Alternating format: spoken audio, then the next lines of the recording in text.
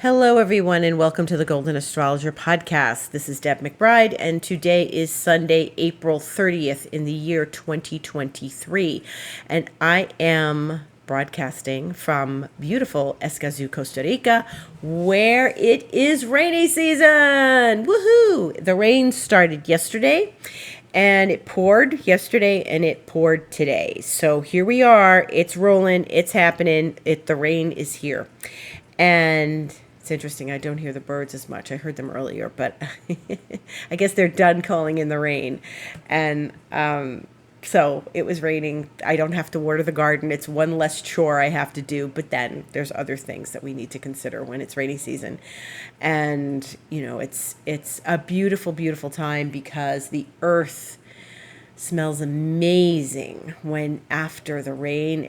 The damp earth is just heavenly and intoxicating, and the land is intoxicating, and it's just beautiful. So here we are. Tomorrow is the 1st of May. It is a new month, and I cannot believe it. It is the 1st of May. It's quite a quick year so far. And, you know, when you think about it, you know, this is the 5th month. So it's just, where's the time going? But okay, so we have lots to talk about, and let's start with last week. Last week, I talked to you about Mars and Chiron, and I also talked to you about Taurus and the Mercury retrograde that we were already experiencing in Taurus. And remember when I said that, you know, we have to all do the work of the Mercury retrograde in Taurus, because when Jupiter goes into Taurus in a few weeks, we don't just sit back and expect the riches to flow to us. We expect that if we've done the work during the Mercury retrograde in Taurus about our finances, about our security, about how we spend money, about how we feel financially and self-esteem wise, self-worth wise, all those things, our skills, our abilities, all that stuff that comes with the second house in Taurus, then we can help, you know, Jupiter move along and bring us a better experience in Taurus. So on those notes, I want to say that my observations have been very keen in these last days. Anything that came up this week has everything to do with all that's going on. So Mars is a provocative planet, and Mars challenged Chiron. And I can safely tell you that if you were alive and breathing, you felt wounds coming up around your finances, your money, your self-worth, how you feel about money, all of that, because that's what we're dealing with. Remember what I said, Mercury retrograde in Taurus, the sun in Taurus. The eclipses, the second one is Scorpio and Taurus, which is coming this Friday. That's all about money. And even though Mars and Chiron were in different zones, that, you know, Mars is in Cancer, which is about security too, and Chiron's in Aries, it all works together. You don't take these aspects alone in a vacuum. All of these things are completely related when we come right down to it. It all boils down to the emotions we're working through during this time. Now, I absolutely, positively had experiences relative to money, and they were all unpredictable in some ways. Well, maybe one of them wasn't so unpredictable, but also really, really not nice. I'm going to be clear. I had 4 experiences since Wednesday that one of them was not directly involving me. It was something it had to do with my holographic system, and my colleague and I receiving information from someone. And it had to do with money. And I cannot tell you how uncomfortable and exhausting and disappointing and angering this week was. And I'm being honest. I'm being raw and real. I had it. I'm aware of these aspects. I have these things. I look at them all the time. But I can tell you that there was stuff that went on this week that I was like, oh my God, you are kidding me. And it happened over the course of several days. 4 different times, like I said. One was yesterday. That was the one I just mentioned with my colleague. One was Wednesday. The one on Wednesday begot something on Thursday. Something on Thursday that was unrelated to those things happened that begot something on Friday. And all of them had to do with, ultimately, it didn't look on the surface like money. It looked like inconvenience. It looked like complications. It looked like people being difficult and snippy. But what it boiled down to was money. It all boiled down to money. The root emotional cause, as I use that phrase in my holographic system, the root emotional cause was money. And people's scarcity issues, people's issues of lack, people's issues of trying to get a buck when they shouldn't have gotten a buck, people worried about their finances, people not making enough money in their own eyes, whatever it was, people thinking that things are being hidden from them and they're paying for stuff and they're not receiving what they should be receiving. It has been just unbelievable. Unbelievable. And so I sit here and tell you this because if you went through something like this, you are right on target. And I was surprised that it just went on for so long. Did I feel wounded? Absolutely. Thank you, Chiron. I felt wounded. People were aggressive when they didn't need to be. People were, pointing fingers when they didn't need to be. It's just, I could go on and on and on, but I won't bore you with all the scary details. It was really not nice. And, Mars and Chiron are generally not great together. It can be good. Like when I first started going to homeopathy, a couple of decades ago, it was under a Mars-Chiron conjunction. And that was good. I mean, unfolding things with homeopathy is always an amazing experience. However,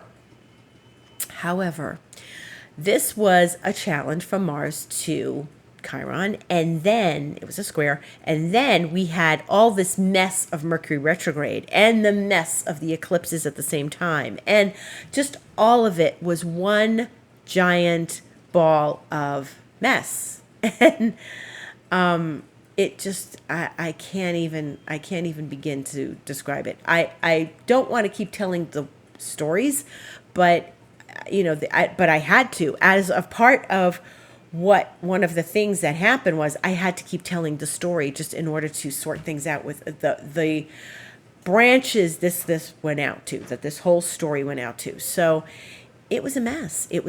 So that Mars Chiron really triggered things. It triggered and brought up all the unsavory, unconscious experiences that each of us may be having during this time of Mercury retrograde and eclipses.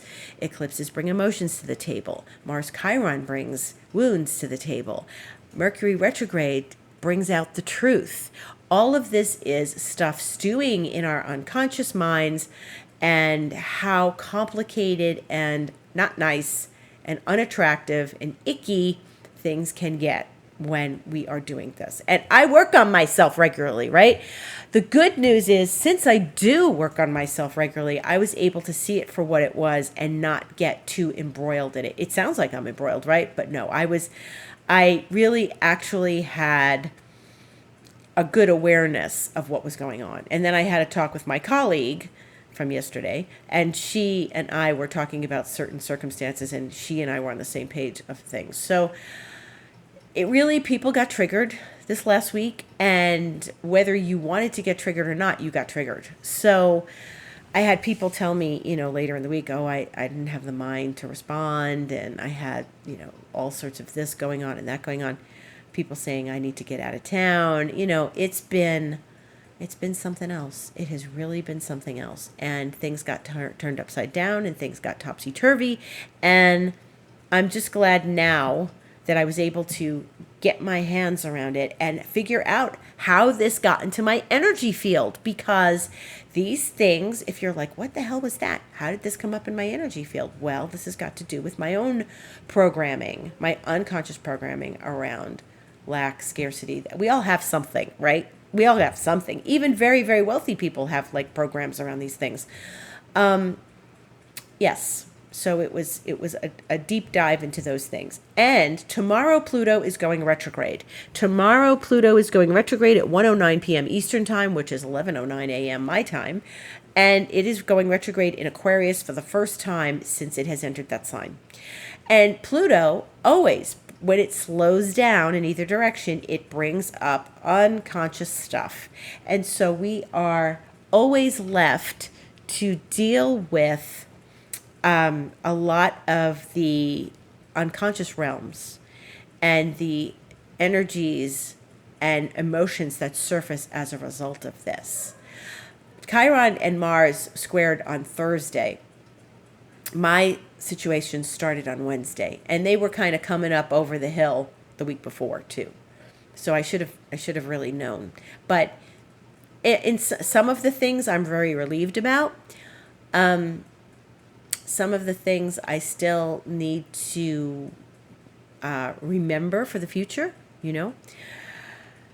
Any case, Pluto is giving a hand. Remember last week I said Pluto was stationing, okay? So when Pluto stations in this last week, and probably even the week before, when it stations, it slows down and stops. And that's where it is now. It's stopping, and it's going to go retrograde tomorrow morning in my region of the world.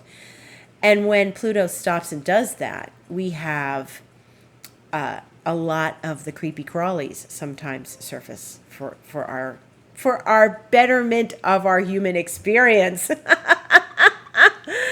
for the education of all of us as humans, as emotional beings on this earth. So thank you, Pluto, for bringing all of this to light. Actually, I really think it was Pluto that helped me understand things a whole lot better, because I was really perplexed and puzzled even up to yesterday when something surfaced, that other thing surfaced, the fourth thing surfaced. And I just said to myself, not something else, not another person with an issue. Oh my God. And I will say this, as I have said many times, if something comes up in your life and it comes in the form of information from other people and issues that other people have or you have with other people, after you're finished pointing a finger, because that's what we naturally do immediately, don't point the finger back at you. If you're pointing fingers, it has to go back to you. And I did not feel good until I realized what part of me brought this into my life. Okay? And then I felt energy lift. Then I felt myself move forward. Then I acknowledged and took responsibility for my own unconscious things that I felt caused this 4-time kerfuffle. And it has been a learning lesson of the greatest magnitude. So, again, I know what it was in me, but believe me, earlier in this week, I'm like, why the hell is this happening? And why are they doing this? And what makes sense of this? But it's all me. And it's my different things. And they reflected part of me back to me. Okay? So there you go. There you go. This was complicated, but I embraced it, and hopefully no more of these events will continue in this following week. Then there is the Sun and Mercury conjunct tomorrow at 7:28 p.m. Eastern time, and that means that it's at 5:28 p.m. my time, and that this time is the one time, as always, when Mercury is retrograde, that it meets with the Sun. They conjunct, and Mercury is retrograde, the Sun and Mercury conjunct. I believe it's a superior conjunction, and then they move away from each other as Mercury continues to move backwards and the Sun continues to move forwards. This is really like the midpoint, or maybe a little bit less than the midpoint of the retrograde, because the retrograde stops on the 14th and tomorrow's the 1st. So we've only been through a little over a week of the retrograde. So it's really not quite the midpoint yet. That's later this week. And we are living with this Mercury retrograde, and we have another eclipse on Friday. And that's really, this is a pretty big week. Tomorrow, Pluto shifts direction, and Friday, we have another eclipse. And then Venus has all sorts of things going on this week. But let's turn our attention to the eclipse. The eclipse is lunar. That means it's a full moon. The full moon means that the sun and the moon are opposite one another, as you know, as I have said many, many, many times on this podcast. The full moon is in Scorpio at 15 degrees, 14 degrees, 58 minutes. And the sun, which is the other part of the eclipse, is at 14 degrees, 58 minutes of Taurus. Okay, so now we've got Scorpio and we've got Taurus.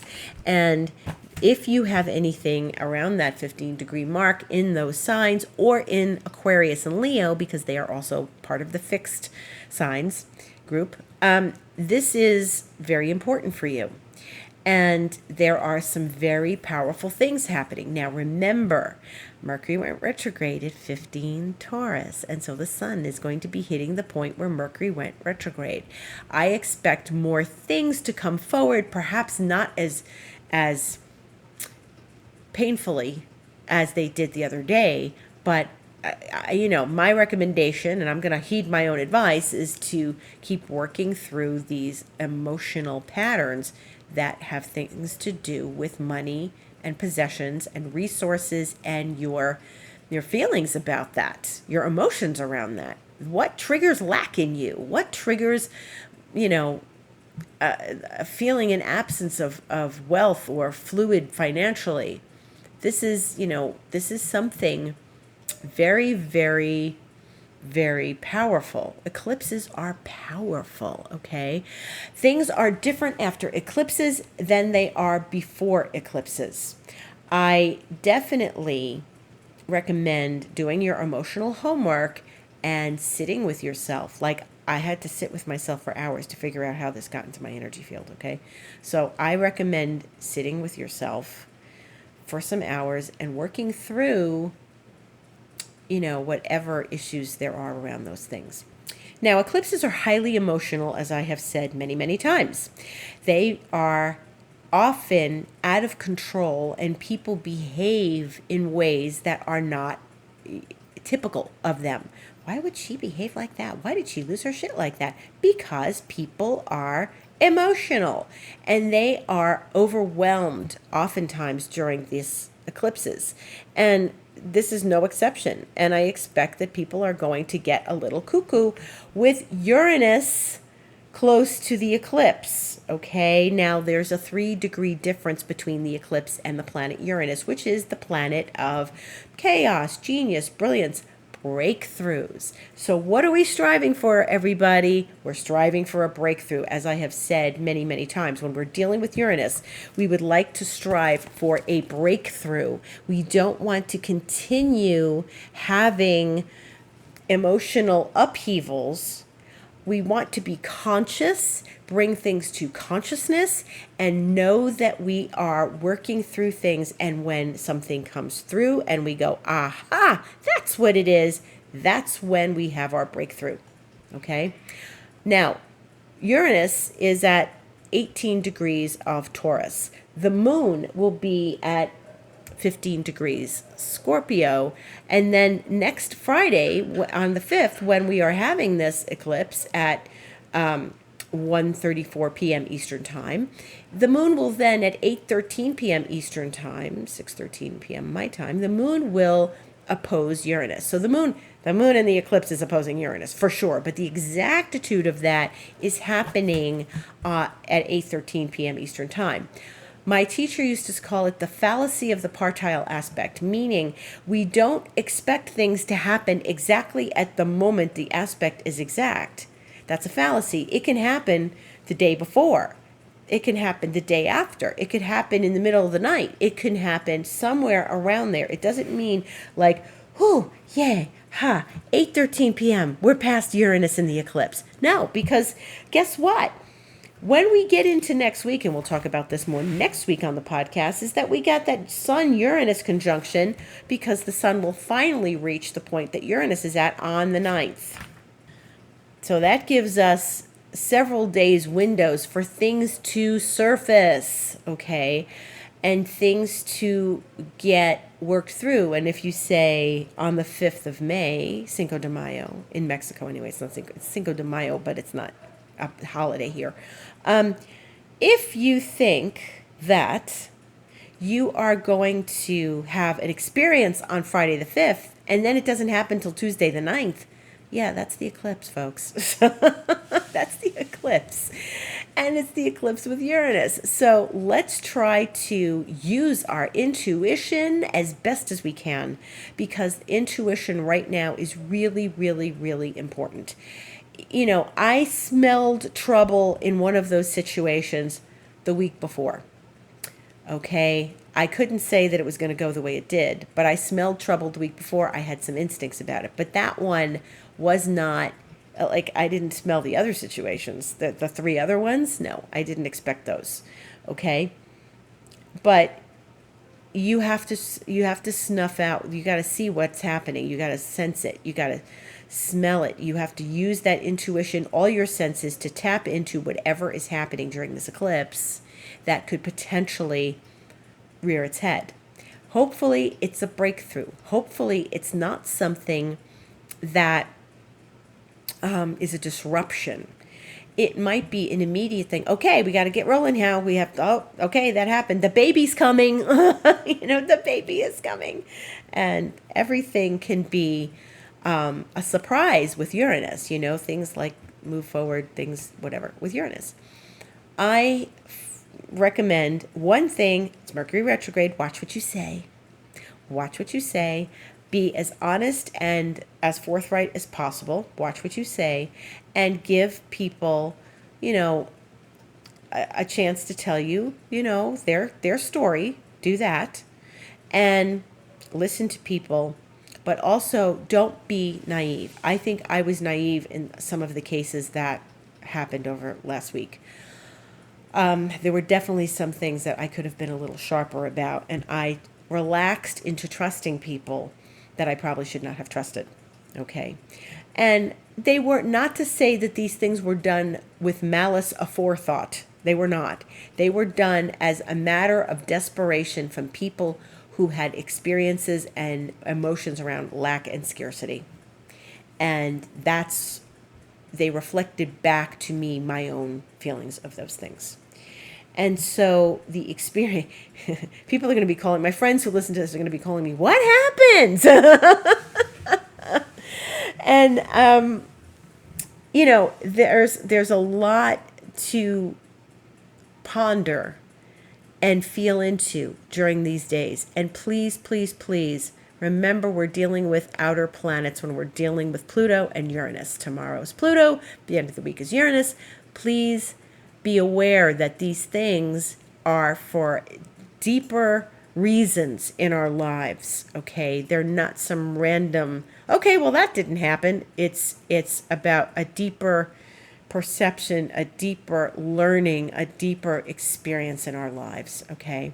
So please, please, please be very aware, and I implore you to be aware. Use every ounce of your intuition and awareness this week as we move through these outer planet shifts and changes. You may feel very, very different by the time Mercury's finished on the 14th, okay? And that's a good thing. That's a good thing, as long as there's awareness, as long as there's ownership and responsibility, and everything that you need to work through, do it now while Mercury's, giving us the opportunity to do that.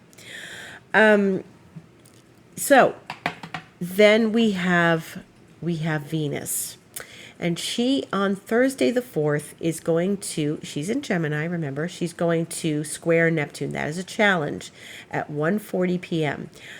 Venus squaring Neptune at the time we are having an eclipse is another fine example of a time to be cautious. Venus is money. She's in Gemini, but remember, Mars is in Cancer, and still it brought up all this stuff. Venus and Neptune are not doing a sweet thing to each other. They're squaring each other. And what do we know Neptune is? Neptune's about sensitivity. Neptune is about intuition, but Neptune is also about deception.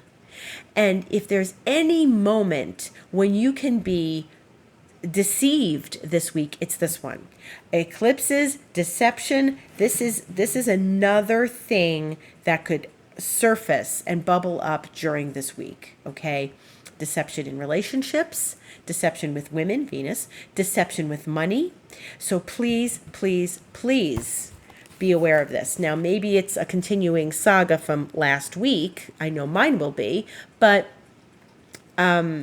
we need to have our antennas up big time.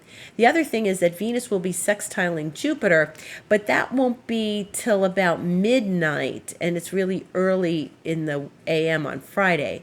So for me, it's going to be about 10 p.m. So that could potentially support and come out okay. All right, because if Venus and Neptune are squaring and Venus is still speaking sweetly to Jupiter, perhaps everything is going to get smoothed over and it's going to be okay and we're going to be protected. Jupiter is a source of protection. Yes, it's the planet of abundance. Yes, it's the planet of overindulgence. Yes, it's the planet of expansion, but it's also protection. Jupiter protects the Earth in physically, when we have comets coming and like asteroids and things. Jupiter is there as a big giant protector so that things don't get into the path of the Earth. And so remember that Jupiter can protect you under the times that Venus may be stressed with Neptune. So there's another outer planet. So there's 3 outer planets things going on in the next 10 days or so. We want to be keenly aware and, again, use intuition very wisely. Then Venus will leave Gemini on Sunday the 7th, the next time we meet, and she will enter the sign of Cancer. So she's leaving Gemini. And remember, Gemini can be of 2 minds and 2 faces.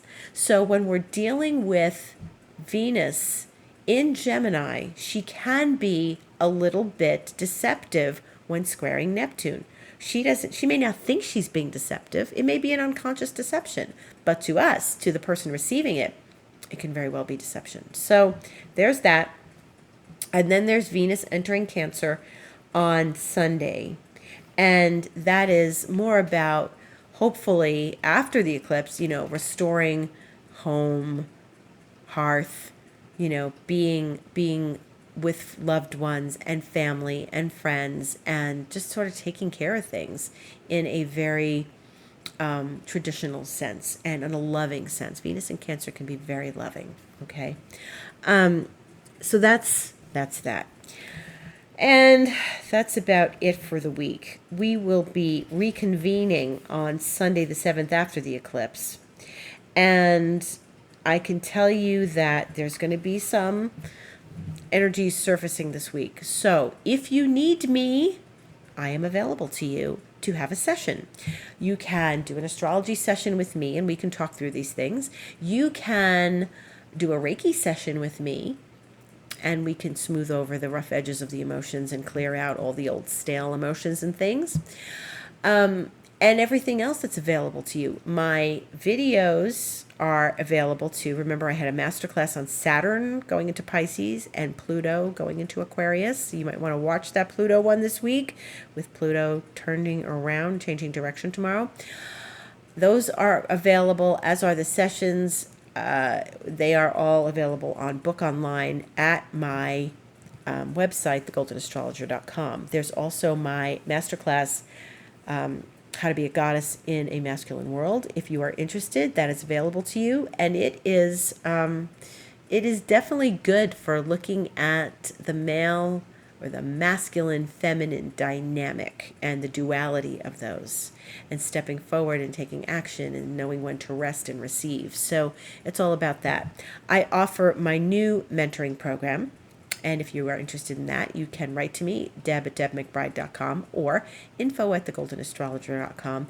And if you'd like more information, it's on my website on Astrologer's Thoughts. It's the last post I made of my blog. And you can also talk to me about it if you'd like to meet up or have a conversation through email or something. So yes, those things are all available to you. I wish you a blessed, pleasant, beautiful week. I hope that all things work out for you. I hope that you can surrender your intention to divine intention so that you can allow the universe to speak through you and to have a better experience. Don't resist. That's one thing I had to learn last week is don't resist. Just move with the energy and you know what's happening in your highest. Sometimes those lessons are really hard to learn about something happening for our highest, but we've got to put our faith in that. Good night. Good luck. Have a beautiful week. Have a beautiful eclipse. And I thank you all. Much gratitude to one and all for listening.